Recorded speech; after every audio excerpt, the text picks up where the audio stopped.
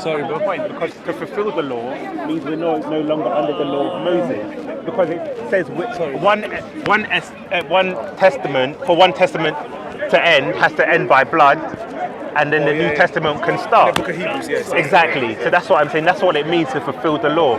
Jesus had to fulfill everything under the law of Moses for the new law, the law of love, what you can say to come in. Okay, yeah. Okay, so to answer your question, people feel. Let me just finish. Doing is she's not wrong. Yeah, because people think that Jesus not abolishing the law means that the law is going to be there forever. That everyone has to still stone someone for adultery and stuff. That's not what it means. That's why they miss out the fulfill the law. But isn't the fulfillment the prophecy that Jesus is going to come? Wasn't that the fulfillment? No. Sorry, let me finish. Yeah. Before Jesus came, there was revelation that he was going to come. Yes. So now he's come, he's fulfilled the prophecies of before. Like which other prophets prophesied that the Messiah will come and so wasn't that the prophecy when he said he'll come to fulfill that law? No, but it's everything in terms of completing the law so that we're not under the law. So that's why the crucifixion was the end of the law of Moses, and that's why you had like the Beatitudes where Jesus is starting to say the different things that will come in. No more an eye for an eye, love your neighbor as you love yourself, because under the Old Testament law it was an eye for an eye. You understand? Tooth for a tooth. Exactly. Yeah. So that's why Jesus, even with the adultery, even divorce, he says no more. Like a man is for one woman.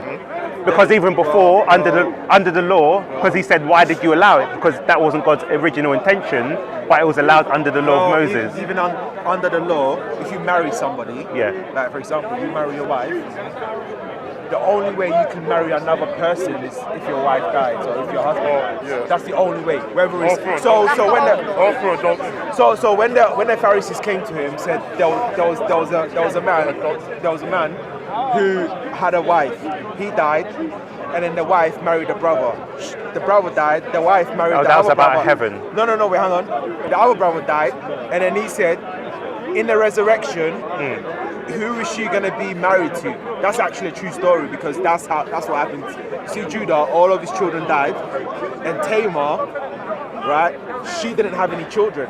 So the tribe of Judah, the only way they came about to be was Tamar played the harlot, and Judah actually impregnated Tamar, and that's how the lineage of the tribe of Judah continued. So all of Judah's children died, and then the wife of the first child who married Tamar, she married all the brothers, and they all died.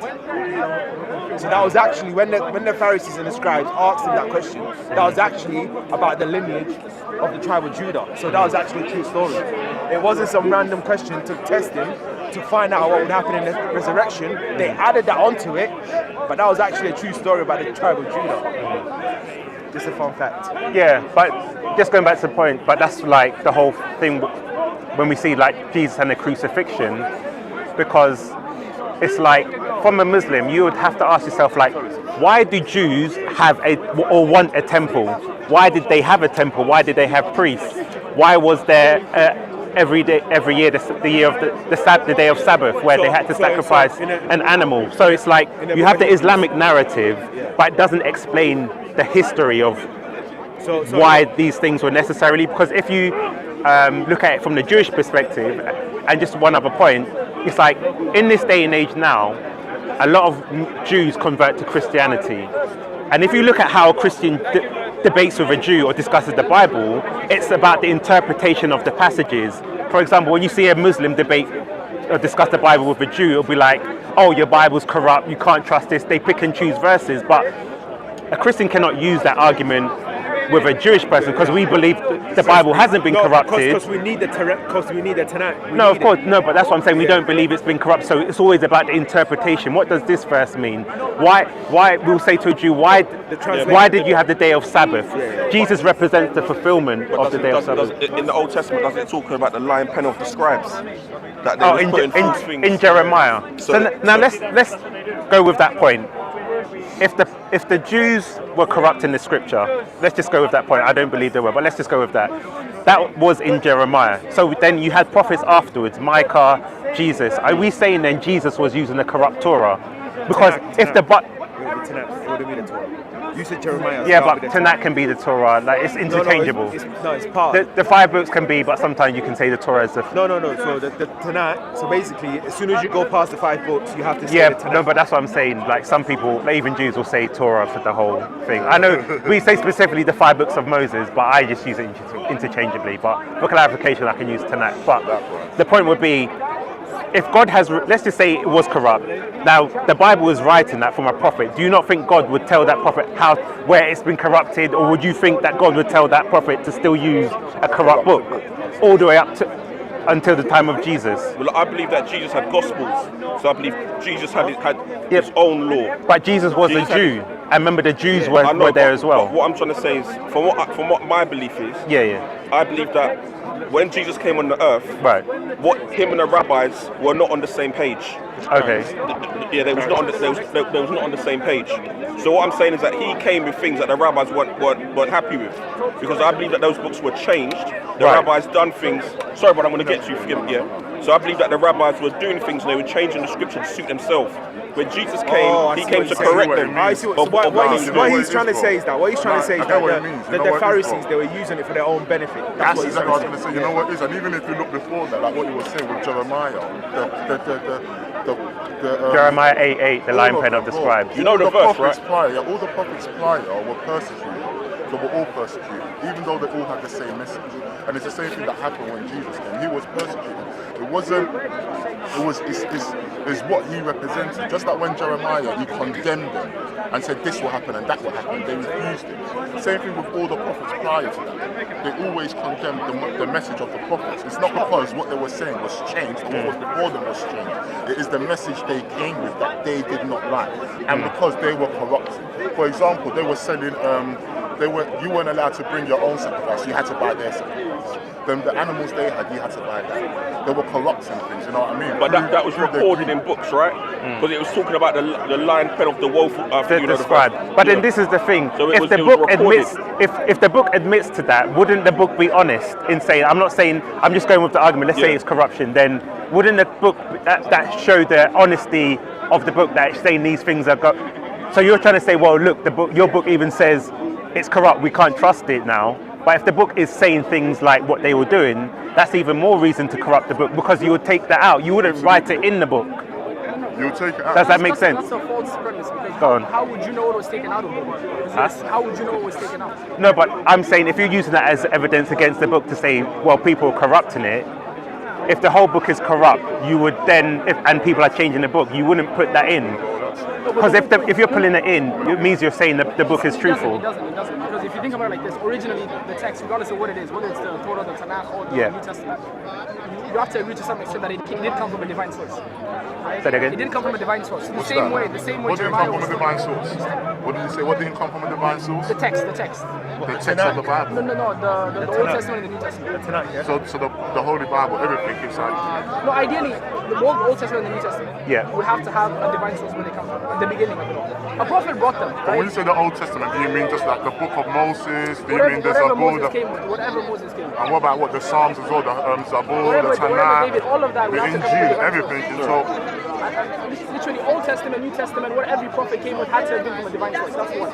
But the fact of the matter is, if you have other prophets saying that other people corrupted the books and they removed parts, they took parts and described it this and that, the fact is... No, bro, there's not a prophet that says that. That's not what he's saying. No, what I'm saying, you understand what I'm saying? I made a point against it. I understand what he's saying. I understand what you're saying. But they're basically saying that if prophets came and said that the book was corrupted, that the book that they're trying to stand on is corrupted, then how can you say the book ain't corrupted when their own prophets are saying it's corrupted? No, that's what I'm saying. The point I'm trying to make is, by you acknowledging the fact that they left the verses that are talking about corruption in the books in there, and that somehow nullifies the idea that the corruption didn't take place, because why would they keep it in the verse? That's what you're saying. Why didn't they take those verses out as well? That's the basic point you're making. No, so I'm essentially saying, obviously, I'm making a stillman argument. So I understand. So I'm saying, if the people, minus the other. Yeah. I'm just saying that specific point. I'm not talking about the whole conversation you were having. I'm talking about that specific point that you made. It goes back on itself. Okay. Right? Because you can't use that as evidence when that if anything, wouldn't even matter as long as the original premise stays in place. Which is why you're talking about the fact that, I don't know who quoted Jeremiah. yeah. Jeremiah's here. 8:8. 8:8, right? Yeah. Should I read it so everyone gets it verbatim, yeah? Or read. You want to read it? I don't want to be accused I of came being to talk about something completely different. Jeremiah 8. Yeah, so Jeremiah 8 is here. For how can you say we are the wise? How can you say we are wise? For we have the law of the Lord, when actually the lying pen of scribes has handed it falsely. Right. So by you using this verse to somehow say, okay, why did they keep this point in? Yeah. It goes against it because, okay, if There's an answer in the Bible to that anyway, No, like no, further in no, Jeremiah, but I'm not it's gonna. fine, words. it's fine. Yeah. I'm against your argument specifically. Yeah, yeah, So why yeah. would they keep it in here? Yeah. If there's a prophet clearly saying, Yep. yeah, that there is some corruption already, regardless of the extent of the corruption. Yeah. Shame. How is that evidence to the contrary of the point that you're making? If anything, that supports the argument. Yeah, so my point was, if they said that, it would show that there was an honesty in the book. So the things that we would read in the book, because it doesn't say specifically. Obviously, I'm making an argument Yeah, that I don't I believe in, know. but I'm just saying, testing the logic. Right. So, yeah. But here's the thing. Though. so, I'm so sorry to cut you. Go the ahead. so the point would be, it wouldn't say specifically what had been changed, right? But then people will say, well, I trust this verse and I don't trust that verse. So, for example, Is that the whole definition of corruption? yeah, no, for example, you would take, let's just say he brought that verse up and said, I believe this verse is true. So then why would you believe that verse is true, but not all the other I see. verses Okay, so- are not true? Okay, so you're throwing out an idea, you're throwing out a doubt, which basically means, what if that's part of the corruption? Is that what you're trying to say? No. that doesn't help the case. No. I'm saying, you're saying, he will say, well, your own book says it's corrupt. Well, you could even make Yeah, you see, it's a that point, problem, it's a but problem. no, it's not for me. But if you're making that point, so you've believed this verse. No, the point you made, Yeah. because you say don't believe in that. Yeah, The yeah. point trying to make it the point that you made, and I think you understand the problem with that point. Yeah, go on, say it again. You don't believe in the argument. It's not even an argument. It's not, Yeah. You can't even say for the sake of argument, because if anything, you're digging a hole Mm-hmm. that you will refuse to get into because you don't believe it to begin with. Yeah, no, but I'm just trying to test the logic, because if you're saying people use this argument, your book says it's corrupt. So one, it would be, if it says there was a lying pen of the scribes, that means one, the person making that claim believes that verse is true. So when the Bible says something else, why are you disregarding it? Why are you just saying you? Huh? It's not the Bible, because the Bible's been changed by King James. So the No. translation- You don't know. I do know. I do. No, because we have the Dead Sea Scrolls, for example. We have manuscripts. King Yeah, James's but the Bible Bible came that- way too late. Yeah, but It the wasn't Bible- in English. But the Bible that we're using now, It doesn't matter. We still have the Dead Sea You don't- Scrolls. We have manuscripts. We have the Vernaticus, the Sinaiticus from the 5th century. So, regardless of that's why you, for example, when you have the ESV, all these other translations, they don't rely specifically just on the King James. We have the manuscripts now. So let's but argument say. how do you know that? You've not read it yourself, have you? Because we have Because what people say. we have scholars. If people want to do it for themselves, Scholars. okay. We've got scholars now reading the country. So how do you know? Have you read the original manuscripts? I can't say. Have you read the original King James manuscript? Have you? You made the claim Yeah, I that made it the corrupted. claim. So I'm I saying, never said it corrupted. what did you I say? said we're not reading the Bible that you think we're not reading the real Bible. It's So been which is the translated. It's been changed so many times. By who?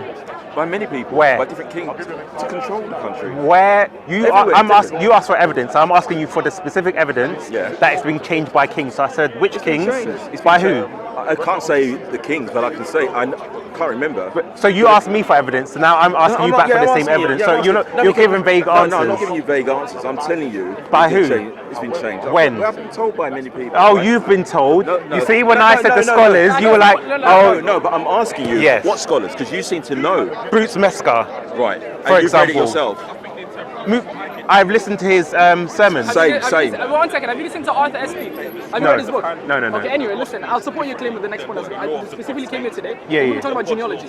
Yes, And I went yeah. to read, and I want to read, right? Yeah. You asked some questions, I have some answers. But before that, Yeah. I want us to go a step back. No problem. A few steps back. Yeah. I agree with what you're saying, but I don't think it says that they've written it in the book. I agree with what you're saying. Siraj, what are you? Don't come in trouble, So, people. like, for example, you have to This guy, Islam defender Siraj.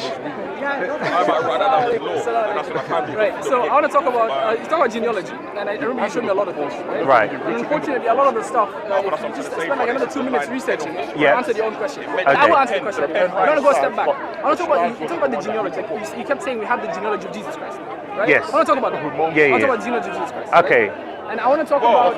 No, the two different genealogies. No, not the two, there's more than two, right? All the way back in the Old Testament.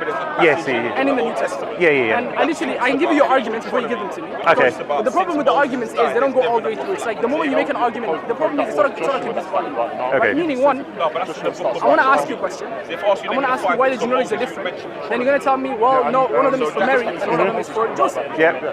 But the book itself tells us Yeah. that it is the genealogy of, because the verse right before that tells us clearly that it is Joseph, son of Eli, and then the rest of Yeah. that's not even the issue. Yeah. You go to the Old Testament, look at the genealogy of David in the Old Testament. Right. The New Testament misses so many different names. Yeah, because But the other question remains, even if that's the position you're coming from, how then do you ask for other genealogies when, by all metrics, regardless of which one you accept, they go back on each other? that's not. I thought you were going to come with a better argument. So let me. Go ahead. So I wanna hear you the respond first to it. point you answered I yourself. asked this question. I want to build up on it. Just Yeah. as you did that one. So you mentioned the two genealogies, which you answered that. And the one in the Old Testament of David. Yeah. So in terms of, I have to look at that to see what you mean specifically. I'll show you. But yeah, let me just answer. But you can find it, and I was answer. So obviously the one in Luke says the son of Joseph. So when it says that, But before we continue, who was Joseph to Jesus? his adopted father, let's put it that way, because he wasn't his biological father. Okay, he's his adopted father. Right. So he was the husband of Mary. So he would be. At what point in time was he a husband? Why was it what? At what point did he become a husband? At what point did he become a husband? After he was conceived or before that? Before he was betrothed to her. Yeah, but he wasn't a husband prior. Yeah, but betrothed in that context is essentially Engaged, yeah, okay, exactly. that's fine. So you're basically married to that person when you're betrothed. Oh, so that would mean that Jesus' genealogy would take from Joseph. Would take from Joseph. Yes. It should do, according to the Bible. According to Jewish traditions, and this is what Siraj. And let me just give you the evidence for that. No, I'm just asking a question. Yeah, because there are exceptions. I have quite a bit to say. So I'm Yeah. Let me just show you, because I'll give you the specific. I know, I understand this. I just want to make sure I want to understand your position. Yeah. I don't want to make points you don't believe in, right? But okay, fine. Okay, fine. Okay, now continue. Yeah. So let me just. No, it's fine. I agree with. Yeah, I'll give, because you said according to Jewish position, and we have someone who reads the Bible here. So let me just. If your position is yes, I already understand. I understand what you're going to get. Because there are exceptions. So basically, for example, when Israelite or when a Jewish person, an Israelite, only has daughters, the lineage can come through the daughters. So what you see when you look at genealogies in the Bible is sometimes the women are named instead of the men. So for example, if Mary, that's the problem with that. No, I want you to make that point. I'm sorry, I'm going to stop you right there. All right, that's specific. When the problem with that point is that's scriptural reasoning. That's what? That is scriptural reasoning. Yeah, but here's the because it's in the Bible, you therefore make justifications for it. When in no time prior in all the other genealogies in the Bible, that is not the Bible. It does. That's what I'm saying to you. In the Old Testament, Yes. That's what I'm saying. No. So basically, it starts. Yeah, but let me respond to that point, because you tried to catch me out. I'm saying from Moses. I can refute that. That's the problem. From Moses, let me just find. I've forgotten the daughters' names, because they asked. That was an exception that actually made by Moses. So this is before Christianity, before Jesus. But that's not the question I'm asking. Yeah, but all I'm saying is there was an exception that made that it doesn't always have to come through the lineage of the male. I'm asking these questions not because I want an answer, but I want to understand what your position is. Right. Because once we get to the three different genealogies that go back to David, right? Whether it's the genealogy of David or the genealogy of Jesus Christ in Luke and in Matthew, right? Your position has to be very clear, because your position will basically destroy the claim that you have of any of the genealogy. Okay, so are you happy with the first claim about the Mary and Joseph? No, I'm not happy with that, but it's your position. Okay, can I? That's what I'm saying. I can give you biblical evidence. No, I've read a lot. And I'll tell you. Right. So, but let me show you because it's almost time for me to pray. Okay. I want to skip it. I just want to get your position, right? And then I'm gonna give you the genealogies, and based on your position, I want you to make them make sense. Okay, wait. Let me just show you. This is the daughter. Numbers is in the Torah. Yeah. The daughters of Zephalahed. I'm aware of this. Are you aware of this? All right, no problem. I'm just trying to get your position to make sure so we don't move away later. So that's why I was saying when you're in regard to your question about David. Joseph. If he is the son-in-law, because in Luke it says that supposed, which is a legal line, which means he's the son-in-law. So therefore, the inheritance, because the legal one comes through Joseph, it's fine. and the bloodline comes from. Okay, that's all perfect. right. Now let me get to my main point. Okay. So the two genealogies in the New Testament first. Forget David's genealogy in the Old Testament. In the New Testament. Right? Okay. So from Matthew. From Matthew and from Luke. Okay. Yeah. I'm comparing the ones from Matthew and from Luke. Right. I'm just gonna let you. I want to let you Right. say why. So that's Matthew and that's Luke. So what is the issue? Now the question I have is, Right. when you have the genealogy of, this is Matthew, I'm assuming. No, it's Luke. That's Matthew. This is Matthew and this is Luke, right? Yeah. At no point in time, clearly the verse before makes it very clear in Luke that this is the genealogy not through Mary, but through Joseph. So how then do we say this is the genealogy through Mary? Yeah. Did we make a mistake? No, that's very simple. Again, so let me show you something. Give you the answer to that. Because I want to show these specifics. Can I get it from the Bible? Can you get it from the Bible? Yeah. Of course, everything is through the Bible.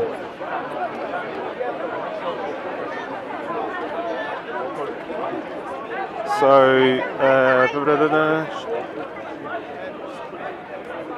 right. So in Luke 3:23, it says Jesus, when he began his ministry, was about 30 years of age, being the son, as was supposed, of Joseph, the son of Heli. So if you look at I believe the Greek. But then when it comes after that, but in the same book, it starts like that. Then somehow we switch to the. Yeah, exactly. So that's why I said. That's why I started. That's why I started. Because of the curse of Jeconia, the bloodline cannot. The bloodline cannot come through him. Through Joseph. Yes. So what is the point of mentioning him? Because it shows you that Joseph was the legal father, and it also says through Mary, he also had the claim to the line of David through the bloodline. So the legal is because he's the son-in-law, which gives him the legal line of inheritance through Jesus. Is that from the Bible or is that? Yes, that's why I started. Hold on. You said let's go back. That's why I started with Numbers and the daughters of. No, I don't have an issue with this. Yeah. My issue is. No, you do. Directly scriptural. No, I know. Yeah. I'll tell you why you have an issue. Here's the thing. If that was, if the Gospel of Luke said this is the genealogy of Jesus Christ through Mary, we will not be having this conversation. Yes. But here's the thing. Now, if you do some more research, what you also find is people say that in the Greek, when it comes through when a genealogy is through the woman, it uses the definite article. So it would say, so in here, for example, let me just show you. When I showed you the genealogy, it would say like the in front. In English, they don't put the definite article. In Greek, you can notice it. So when it removes the definite article, then it refers to the male. So that's why people will say that the lineage would have come through Mary, because in the Greek, the way it's constructed. Which manuscript are you referring to? No, I'm just saying like. It's a discrepancy based on which one you accept. No, but I'm saying. I can show you the discrepancy from the original. Yeah, but even if there's variance in the manuscript, that's not. And it doesn't have that. It doesn't have the definite article we talked about. Yeah, but it does. It doesn't. It does. I can show you two different manuscripts that have. One of them doesn't have it. If you can bring but that's what I'm saying. In terms of variance, No, but if I can show you one that doesn't have the definite author, what would we do with that? No, because we'll look at the dating of the. Because remember, for manuscripts, you have to look at all the manuscripts, not just compare two. No, I understand that. Right. So that's what I'm saying. If you just bring in two, But the point I'm trying to make is which Bible do you use? I generally use ESV, but it doesn't really make it. Yeah. So is that hujjah against? Is that something I can bring against you, and then you stick to that? No, but I'm not stuck with translations. So like KJV or whatever. I'm not like too because sometimes they can say different things. So I'm not like. So which Bible do you accept as the word of God? No, but that's what I'm saying. We're saying the translation. In terms, I use the Protestant Bible, which is the 66 books, not the Catholic Bible. Okay. Right. But in terms of translation, there's no difference between like ESV, King James. I'm not like some people say they're King James only. So my explanation to you, just so you get the point, is that when you look at the lineage in the Greek, which is not intuitive to English people, it uses the definite article, so you can generally identify that this genealogy belongs to a male or female. So when it says the supposed son of Joseph, it's referring to him as being a son-in-law. So therefore, it means that the lineage would have had to come through a woman because he receives the inheritance. That's why I went to the book of Numbers to give you the precedents, because it wasn't just something I was making up. Okay, so there's a lot to say, but I want to make one more point. All right. I want to dash. Or unless you want to go to Mohammed, unless you're here, or we can, when you come back, we can. We can continue the all right. 2 weeks. It's been 2 weeks. Okay. It's been 2 weeks since we last spoke. Yeah. And I didn't appreciate the title, by the way, because what was the title? Something about lies, Muhammad's lineage dies. Okay. I didn't appreciate that. I didn't feel like I won. No, it wasn't about you lying. Yeah. The video title, because there's a saying. I understand the saying. It wasn't reflective of you. It's three things. One. Yeah. First of all, I know this is a public space. Yeah. But that video in itself is generating revenue for someone. I don't know who. Yeah. So it's one. I am being used to some extent to generate revenue. That's one. Two, the title is very conducive to the conversation we had. So, and then three, rather raises the questions. What are the intentions behind the conversation? Right. So let me start from the last one. But that's besides the point. I mean, it's if you have evident answer. Let's go back to the main point I was talking about. Yeah, but you make points. Let me address them, because if you feel aggrieved, then at least let me. But I don't think there's a way you get out of it to justify any of that. Yeah. Keep. Yeah. Thanks. Yeah, my point was obviously. Last point. What is the point? The point would be 2 points. Muslims seem to claim Arabs come from Ishmael and also Muhammad. So the first point is, where did people? Let's just say you have the hadith. But that's besides that's coming back to the conversation. I don't understand how you go from the conversation to the title that you. And the thing is, but here's the point though. Yeah, but here's the point. but that's what I'm saying. I was making that point. Yeah, but let me clarify. Here's the thing, and I've watched a few other videos on the channel. Yes, but let me clarify. But I was clarifying. No, but the clarification to some extent will mean nothing, because that's literally that's what the whole channel's naming scheme is based after. Yeah. So unless you are we gonna give me 5 minutes and we'll have our discussion? Unless you go through. Yeah. Unless you go through everything, it's like, oh no, this video. Okay. I understand the point.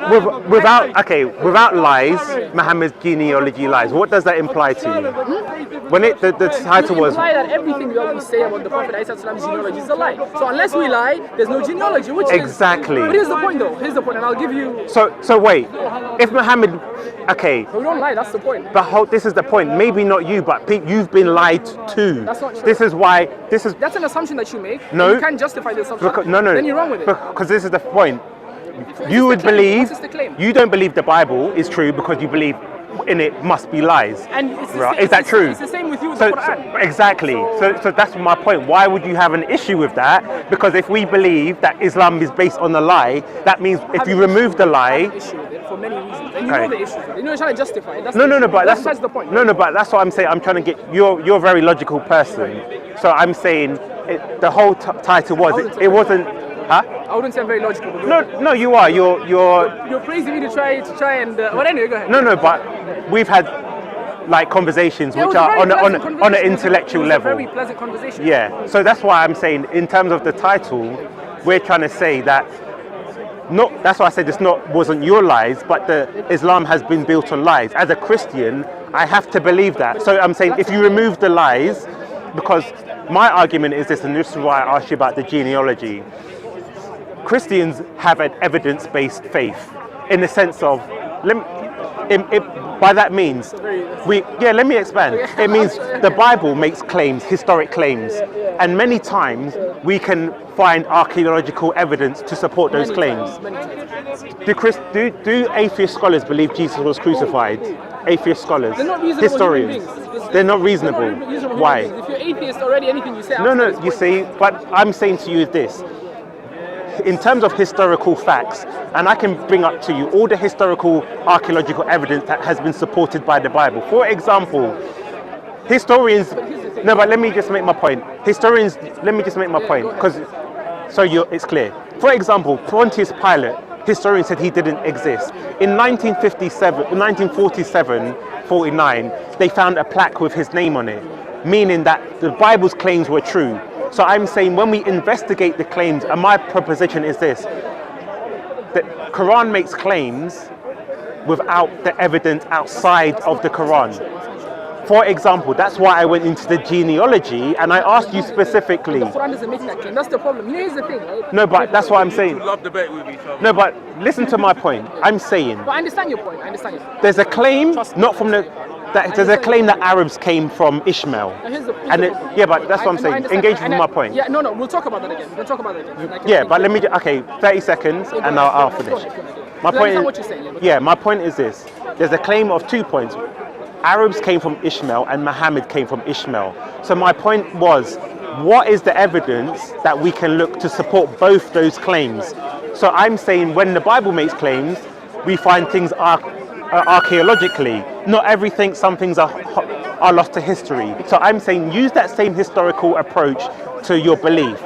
Don't you think it's strange when we cannot find claims outside of the Quran, claims in the Quran that are supported outside of the Quran? You know what's hilarious, and I thought about this when I left. You asked for one shred of evidence of the Arabs coming from Ismail or Ishmael. Yeah. Then, in like 2 sentences later, you quoted Josephus. Yeah. Right? And it's like you already accepting the fact that people said that prior. So what is the whole question and the whole premise that you came with was flawed based on your own answer? No, I'll tell you why. But go ahead. Because appealing to Josephus is called an appeal to authority. No, I'm not. That's what I'm saying. You said it was funny. I know. I'm saying to believe what Josephus said was true would be. I don't believe you. I just asked for one source. No, that's what I'm saying. I'm saying the reason why you're saying it's funny because I appealed to Josephus because he said it. I'm saying if he said it, I still have to investigate where did the claim come from. There's no issue with this, right? Yeah. Clearly, Josephus was there way before. Exactly. So it has to be based on just because he said it doesn't mean it's true. Why did he say it? Should that be the question first? Exactly. You already have us, right? I don't have anything to do with Josephus. That's with you. Yeah. Right? So my point was that this is where the earliest where we can get the claim from. But if we investigate in the Bible, we don't find any evidence to strictly support it. The Tanakh, the Old Testament. Right. Okay. Now here's the question. I don't want to leave the first point. I want to go back to genealogy. No problem. Yeah. But that's what I'm trying to apply is a critical method. No, here's the problem with that though, yeah? You don't apply it first with the Bible, with the New Testament. So now, you give me the 2 genealogies. For the sake of argument, let's accept it. Now let's go back to the Old Testament in Chronicles. Okay. Right? Chronicles chapter 3. Okay. From the beginning up to just verse 15. All right. That genealogy is completely different from the one in the New Testament. So what's the critical methodological approach to make that check out? Okay, let's look at the... Yeah, go open. Yeah, bring out yours and I'll look at so we can look at. Just literally open the Bible. I'm not referencing funny websites. I'm literally referencing the Bible that you accept. Open Chronicles 3 and let's look at the genealogy. It's about 40 names, give or take, a bit more, a bit less. And and you're comparing that to the one in Matthew. Or the other one as well. Yeah, there's 2. One in Matthew, one in Luke. Whichever one you accept. Yeah, but that's what I'm saying. If you know the argument you're making, because I know you've had this argument many times before. No, I'm not sure what you're making. So that's what I'm saying. For example, but that's what I'm saying. There's 2, and the one in Matthew. So the one in Matthew uses like 14 by 14 names. And there's not even 14 by 14. Okay. There's like 3 names missing. That's the claim. So if the claim is the name Joachim, you're talking about the missing names in the Joachim and so forth, right? There's others as well. Just open them in the Bible. We'll just compare them. Chronicles what? 1 Chronicles chapter 3. somewhere in the beginning. The beginning of the verse. It ends as verse 15. Okay. So, which names are missing? You know this. I don't know. You know this. I- You know this, people. If you bring an argument, make the statement. Okay, like, fine. I'll pick that's the what I'm names. saying. I know. We've had this conversation before. I'm surprised. If you're making a claim, Here's what you're trying to do. Yeah? I actually don't know what you're. You know what I'm talking about. Because if you're talking about, that's what I said, the 14 names, you said it's no, because Matthew condenses it, and that's why I said, was it Joachim and whatnot that were left out? okay, Because what I'm trying to say I'll is. give you the names. I'll give you the names. Yeah, Before yeah. we continue, Yeah, this yeah. idea of that genealogy belonging to Mary, right? Yeah. The one in Luke, right?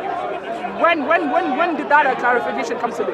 When did people explain it as that? That would have been through the church fathers. No, it's not. The So first where time would it that have been? argument was heard was from Annius Vertebral in 1490. There's no evidence of that being the case prior to that. Okay. And I'll let you show me evidence. All right. To the contrary. But up until Annius Vertebral explained the discrepancy in the genealogy. Okay. So the genealogy of Luke being of Mary, but the one of Matthew being of Joseph or whoever. Okay. There's no evidence for that being the understanding up until 1490. So find the missing names and let me No. see if I can find the church father Before the that missing- speaks. Before the missing names, I'm talking about the two genealogies in Matthew and in Luke. The what? The two genealogies in Matthew. Before you go Yes. to the Old All right. Testament. Yeah. So that's what I'm saying. Let me see, because I said it was one of the church It's not fathers. the missing names. No? Yeah, I know, you're I'm saying talking in about terms of difference in the different. genealogy. So Yes. up until 1490. All right. which Let me is find. like last week. And Annius Vertebral made this claim. There's no evidence before that. No, because I don't think that would be true, because I know Eusebius gave a different explanation. That's it though. The thing is, if you can show me evidence, Yeah, any yeah. evidence, Right. of course acceptable evidence, yeah? That's something you can No, but that's what I'm saying. If the church fathers make that claim, because they were the first people that usurped, let me see. Any my claim bag before there? 1490 of that being the genealogy of Mary. All right.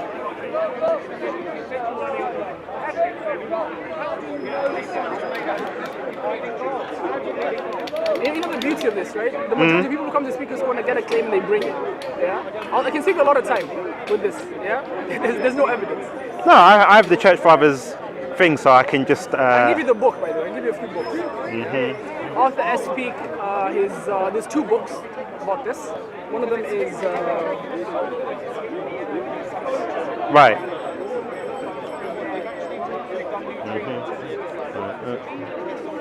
so in a critical and exegetical commentary of the Gospel according to St. Luke, page 1. It's on page 103. The fact that he comes to that conclusion.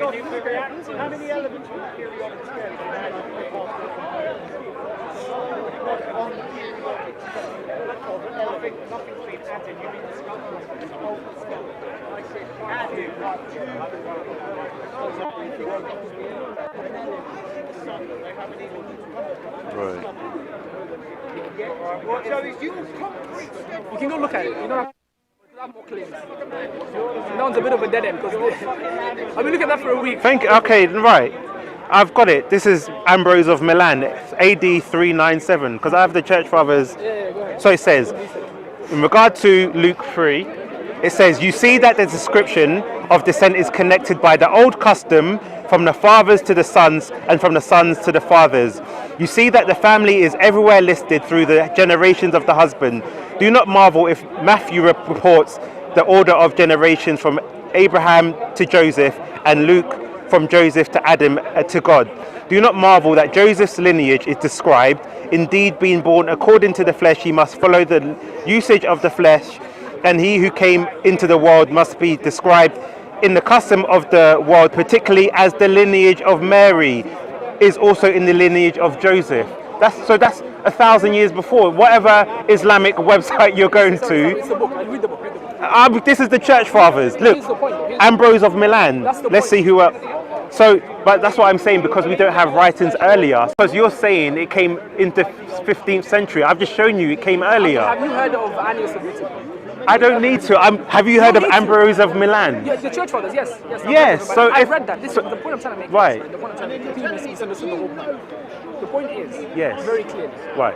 the argument that is used to justify the discrepancies in the genealogies, Right. as we know them today, the same argument that you make. Right. Yeah? This wasn't the argument prior to that. This quotation of the church fathers, first of all. Yeah. Yeah. What's the source for this? That's another question. I have an app with the church No, fathers. no. According to who, yeah, did the church father say this? Huh? According to who did the church father say this? What do you mean according How to do we know who? he said this? How do we know who said The this? church father. Because, I mean, come on, I've given you the evidence and you're saying... No, I'm making a point. This is Yeah, but I'm saying- not just asking. I'm not refusing the evidence. Yeah. Because this is not my refutation of the evidence. Yeah. This is the question I'm making. Because I have another point. I know about this point. All right. So according to who? Yeah. Or what is our? If I quote right now that Pontius Pilate said something, and I give it to you, how do you substantiate that he actually said it? Well, we'll take it as face value from the It's face value. yeah, from where we received it. When do we get this? When do we get this? What's the question I'm asking? Where did we get what? Yeah, because this specific thing that's mentioned, and if you read the book by Arthur S.P., yeah, he covers this as well. Okay. Right? But for you to accept this, and this is what the church father said, Right. how do you know he said this? Apart from the fact that he said so something. Because I would believe we have the manuscripts and writing. But that's not the question. Of course you believe it, that's what you're telling me. But why? Right. Do you, Why? why do you believe that he Ambrose specifically said this? Because from a historical perspective, as people would take this as to be true. So not even removing my Christian beliefs, and that's why we have, for example, Western scholarship as an objective point of view. So I'm saying if I went to, if I went to a historian, You don't understand the question. yes, but I'm saying, understand the question? I understand. I'm saying from historical method, when we find a document, we assume, our natural position is to presume it's true.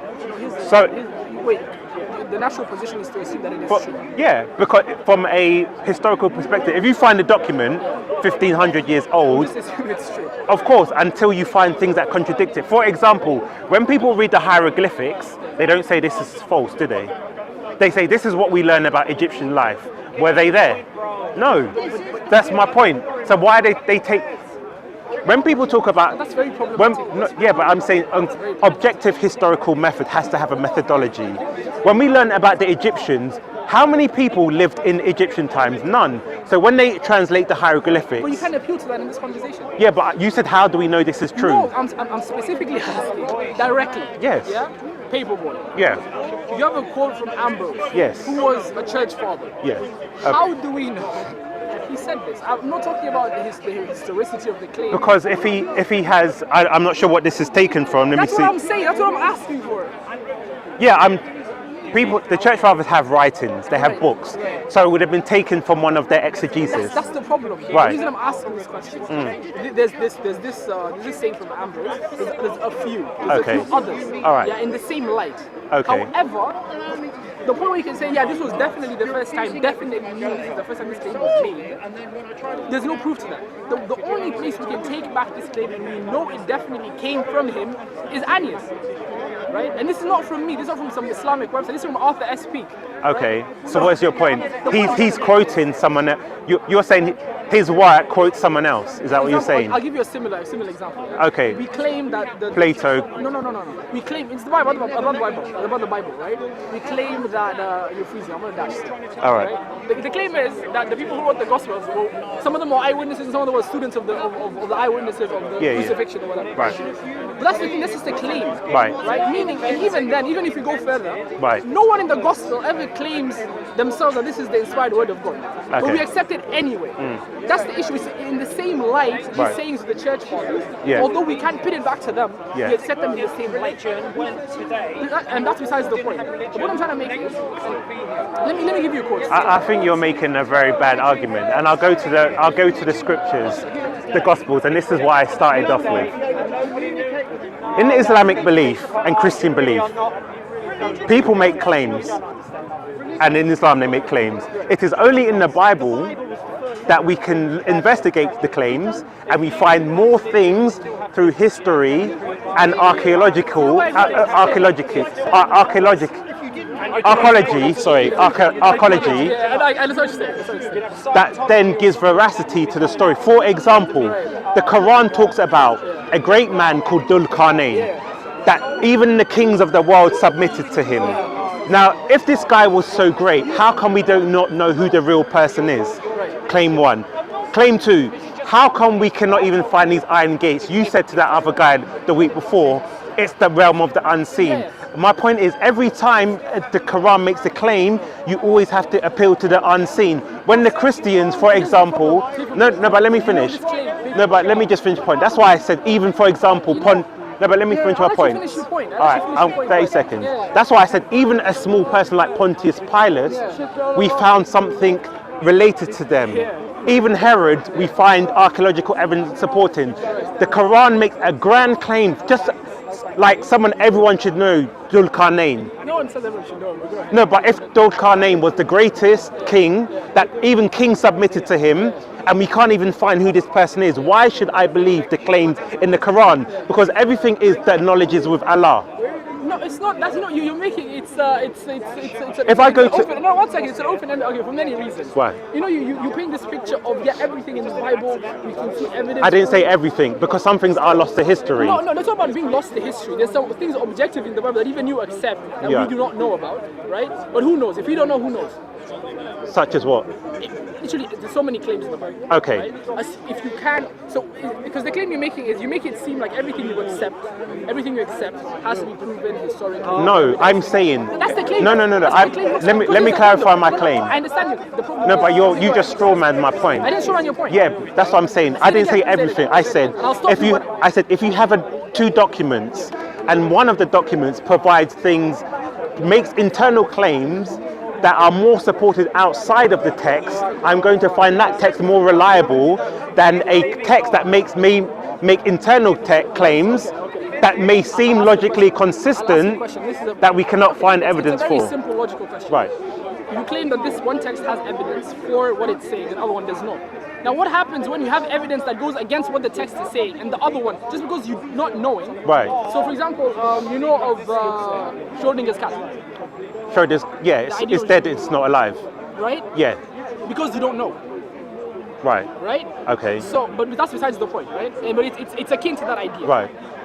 Just because you cannot see something and prove something, Right. the point is, as long as you accept, I think that's the part you don't understand. As long as you I understand it accept perfectly. that this is the word of God.